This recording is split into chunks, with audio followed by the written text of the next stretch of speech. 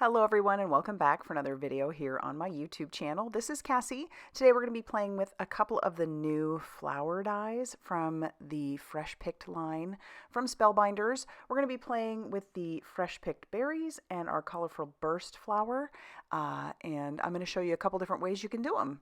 So we're going to start off with our Fresh Picked berries, and this one I think might be my favorite. I just love the way that it can cover the full front of an A2 size card, if that's what you want to do.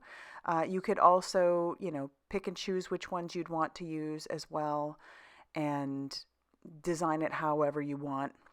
But I'm going to start off with a piece of cardstock, and that's what I've done. I've die cut everything out of colored cardstock, and I'm going to use some pink ink to frame this up, just so that I can add a little bit of dimension here, because sometimes when you're using just plain cardstock, it can all look a little bit flat if you don't sometimes add a little bit more to it. And you could do it that way. I don't do any more blending when it comes to the berries or the leaves, and I think this looks really great. But I will say, using some of that ink on the edges really framed it up nicely.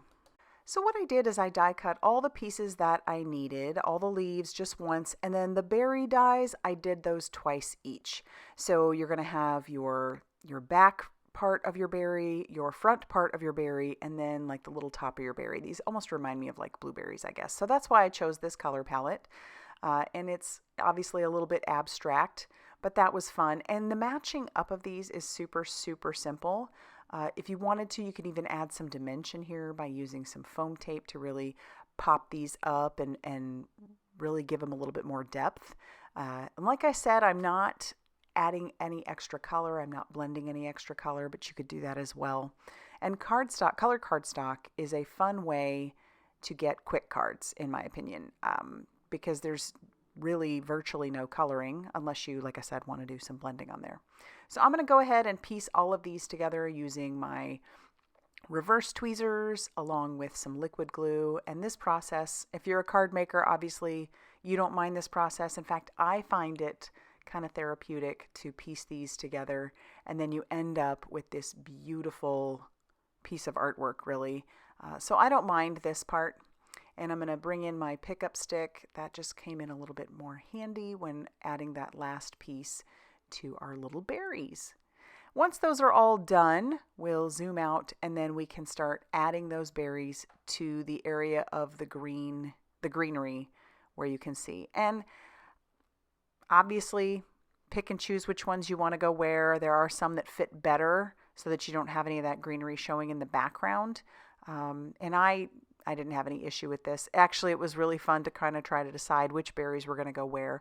I may have messed up one or two, but I don't think you can really see that. Or, unless you're really looking, I don't think you're going to really see it.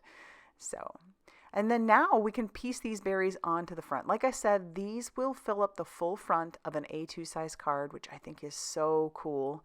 You have this beautiful background all done with nothing but die cuts. And so all I'm going to do now is use my reverse tweezers and then glue all these pieces into place. And that's, super simple to do. I think I do want to use this die again and then just use a couple of them from it to make a card. I think that would be really pretty, but I do love, like I said, how this will fill up that full front of an A2 size card. And again, colored cardstock just makes it super simple.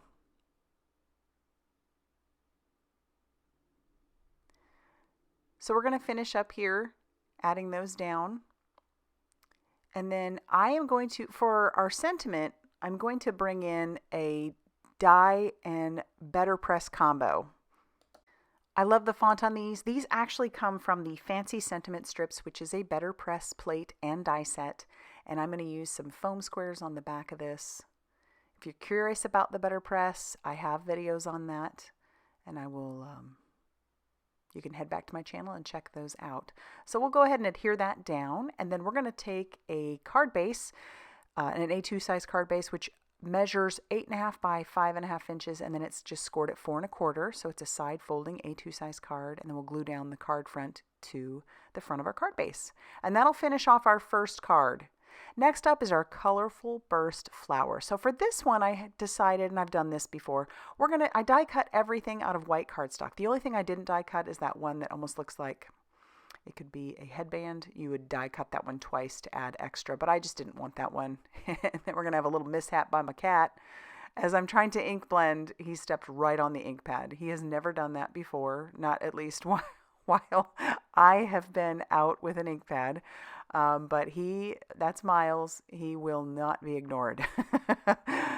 So yeah, what I'm going to do with all of our die cut pieces is I'm going to ink blend using a blending buddy all over those pieces. We're going to stick to the same kind of color combo that we did for our first card. So we're going to do our pinks and our greens and then our blue. I will have those ink colors linked down below if those are something that you're interested in. It's such a pretty color combo for sure.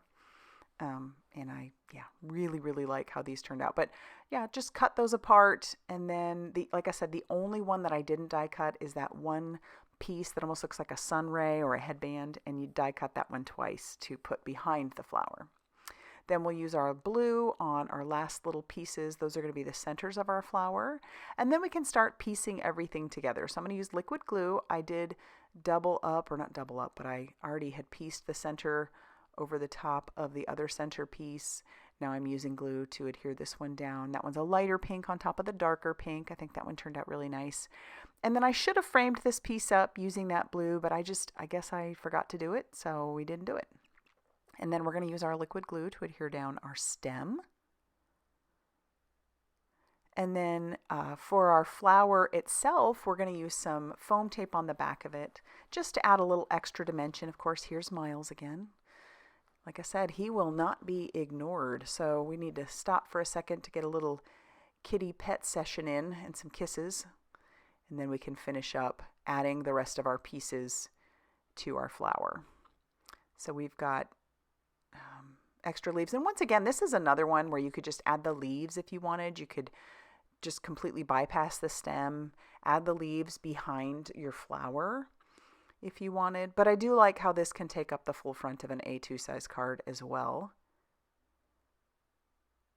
And then for our sentiment, once again, we're going to bring in those fancy sentiment strips. This time I'm going to use a million thanks. So we've got a million thanks on this one. I will add some foam strips once again. And then we'll peel off that release paper and adhere that down to the front of our card panel.